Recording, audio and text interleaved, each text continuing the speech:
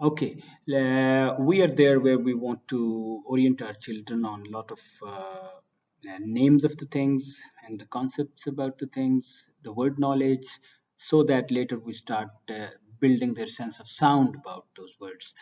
Um, Textbook will generally, as we said, will not guide us how, as a primary school teacher, we should not rely on the textbook. We should try to grab as a school that developmentally appropriate vocabulary for that age group and a proper sequence which facilitates learning process.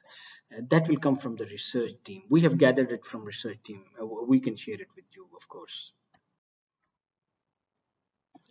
Here is the vocabulary which is actually the selected, prepared by the research teams. A little bit it has to be tweaked for each culture, obviously. Some of the transport things that children need to know about, common household things that their name need to know about in the first language as well as in the second language, but we mostly concentrating on the second language for and will facilitate them through their first language as well. Facilitate in the sense that this is bed. The child might be aware bistara hai in Urdu. So we say bistara, we call it bed also. So that's how we go. And very common things about the dress, about people around the child. Yeah, we include parts of the bodies, our bodies ourselves, nature and places which the children need to know about. They know their names in their language one, but we will also wear them in the language two. The word, some of the words with the mathematical vocabulary and describing things bright and dark and dim. In material, you see, we have to be very environment friendly, and in every process we should be conscious that we should use as far as possible reusable things we can continue go on months and months and years. So this wooden stuff, every next batch can use it, can recolor it, etc. So we always advise that. We need a variety of these kind of wooden stuff. It's good for the fine motor skill as well. It's safe as well. At the same time, obviously, we need to have things. We want to create a sense of geospatial in them, where a thing is. Exactly, they can point out things, they can throw things, etc. So as we start our sessions, we will do a big round on actually all of these things. These are animals and these are foods and these are toys. We'll play with everything. Ideally, we should show the real if the real is around.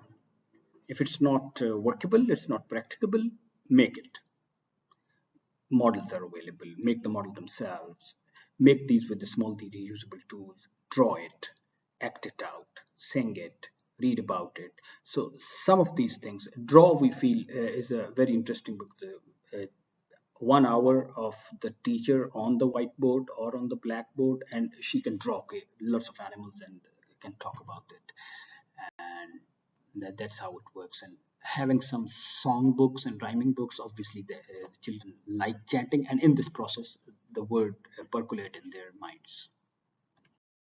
If you have some big drawing or a large poster, that can really be very fun for the children. And a multimedia, obviously, if you have that, can be created. Okay, can you find where is a goat and where is the fish? There's a frog in it. So that also creates fine tunes their locating things and their sense of geospatial skills in that. See, we can't go to the zoo, but if we can have some really good big poster of the zoo, or if we can make zoo with the animal toys, that will really help and children get involved into the process. In this process, they know the names of the things. So we go on each theme.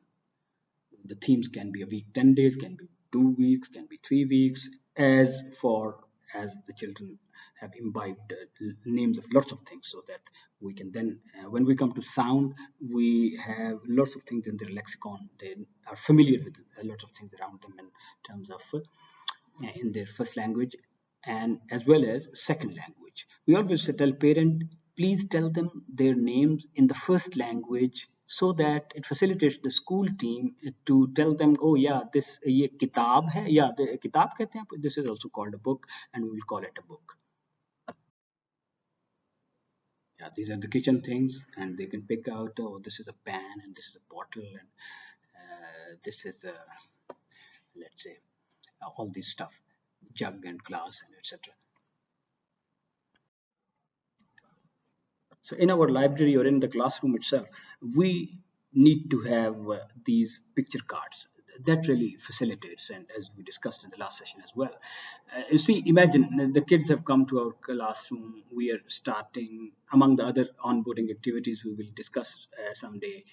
Uh, we have already done a process whereby we can utilize engage kids, take those cards, put them randomly somewhere, and let's see, okay, which of them are animal. Can you sort out the animals today? We will take out all the animal cards and put it in that shelf, and the next day we are sorting out foods, and next day we are sorting out go things, and next day we are sorting out birds.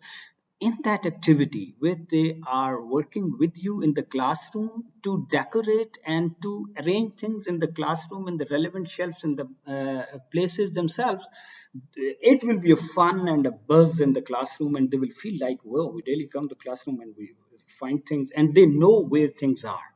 And the first lesson that we want to inculcate, things should be neatly placed where they belong to. So that seems like if the children have designed their classroom themselves, so that gives a feeling it's a my classroom. I put it there. I put it there, and in that interaction, we teach them the words. Okay, what is this? And this is a new word for them. So please pick it, put it over on the table.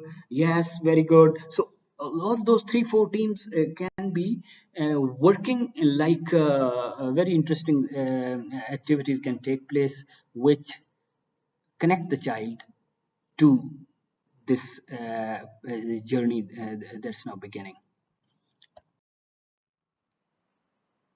So that activity, we feel will really connect, and the children know where things are even in classroom. And in that repetition, they have learned a lot of interactional words. And now we are coming to sound, because a teacher will kind of assess that on my planner, the first block is the C, B, P, and T, or K, B, P, T, and the next block and the next block, which, let me reiterate, must come from research. Do not follow the textbook. So that first block, the focus block, is appearing on the planner, and we know that these are the minimal things. We can always extend it a little bit. Okay, if it's a car, we can go for the cart as well. If it's a cup, and we can add other stuff. But this is the minimal that we want to talk about. These are among the food, these animals, these toys, these go things, and this whole stuff. And we start working on the sounds of these as we go forward. So as we were doing earlier about the names of the things and the labels, we were matching it. Is there a butterfly in the picture? Is there a cat over there? Is it belong to this family? So matching, sorting, ordering. This is the basic concept building process. All along we will use it even in the science concepts as well, and it's mathematical concepts as well. And so here now we are on the sounds, and we will start making what is this, cow and cat and cup. Oh, cow, cat, cup. Oh, they all start with k, k, k. Is the car starts with k? Yeah, k. Does not start with k? Plate starts with k. Plate, k. No, no, it doesn't start with. So that's matching, sorting, and then ordering which of them are start with k. So we are now doing the same stuff, but on sounds, not on the names. Sounds. We name it, and the name we already. We have to a little bit pause and step back. First, check with the children.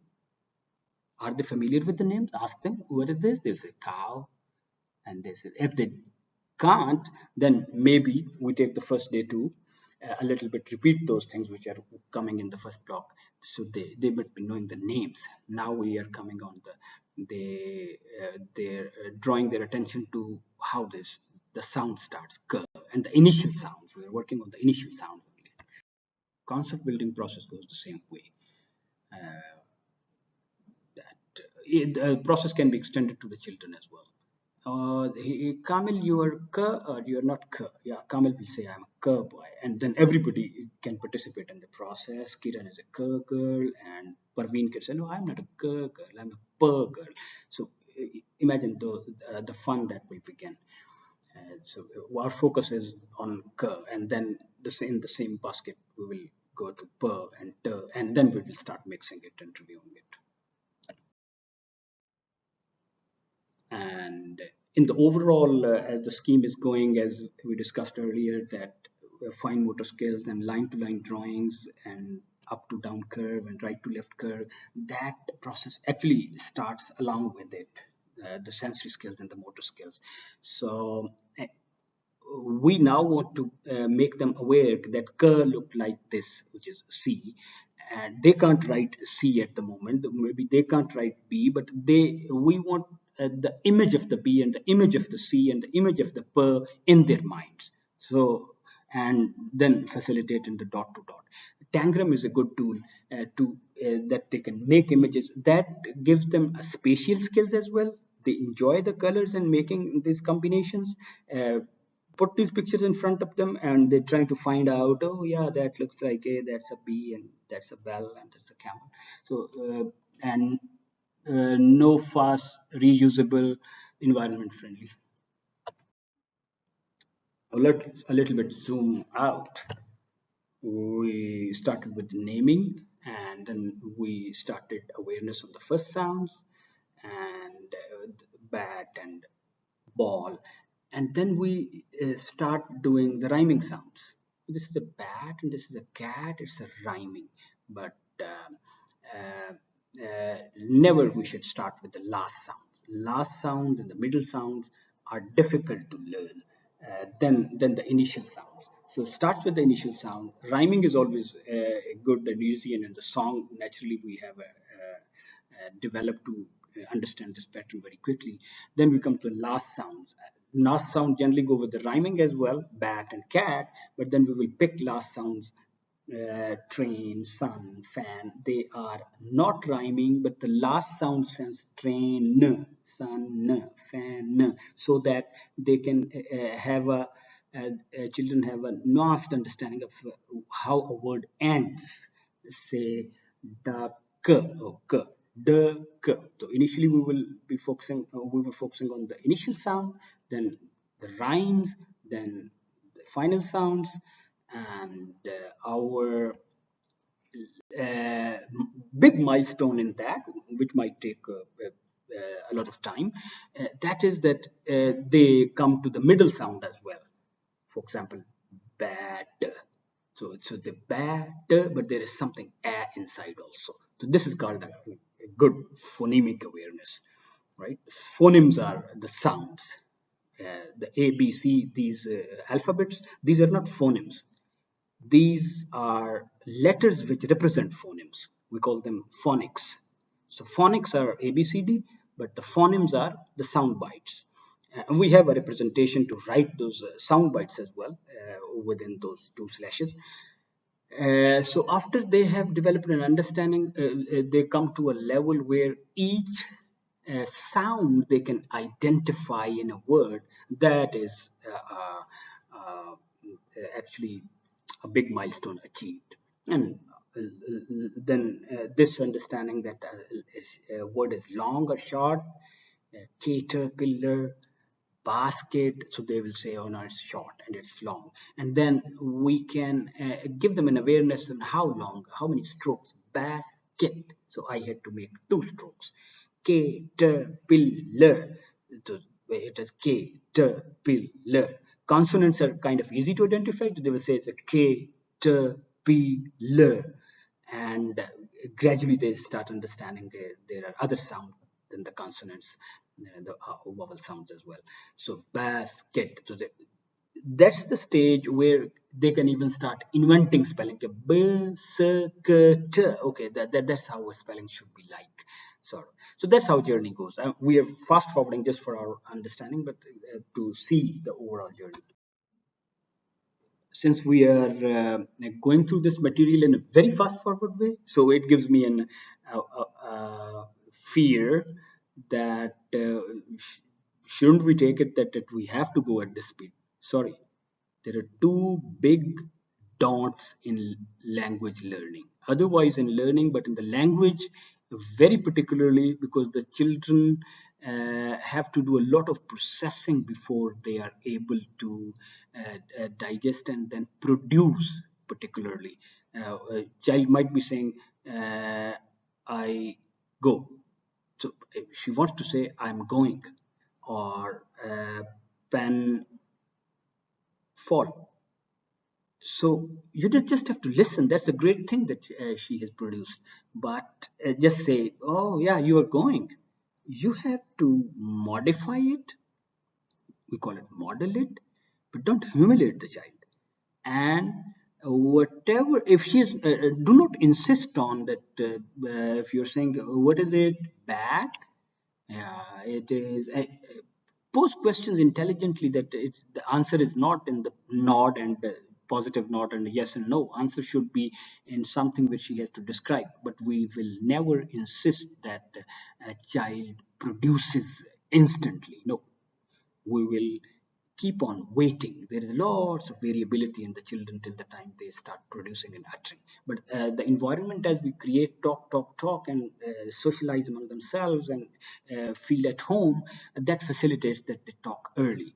So research shows that if we make it in a developmentally appropriate sequence, the curriculum distance can be covered in 50 to 70% of the time. Actually, the primary journey till the primary, which we do in the 6 years, can finish easily in 4 years, and matriculation can actually go up to 7 years. We waste a lot of time of the child by slavishly following the textbook buckets, which do not connect to each other and are not from the simple to complex, and the concepts have not been appropriately built upon each other. So those jerks and breaks are a stumbling block and create a disconnect in the learning process. And thank you.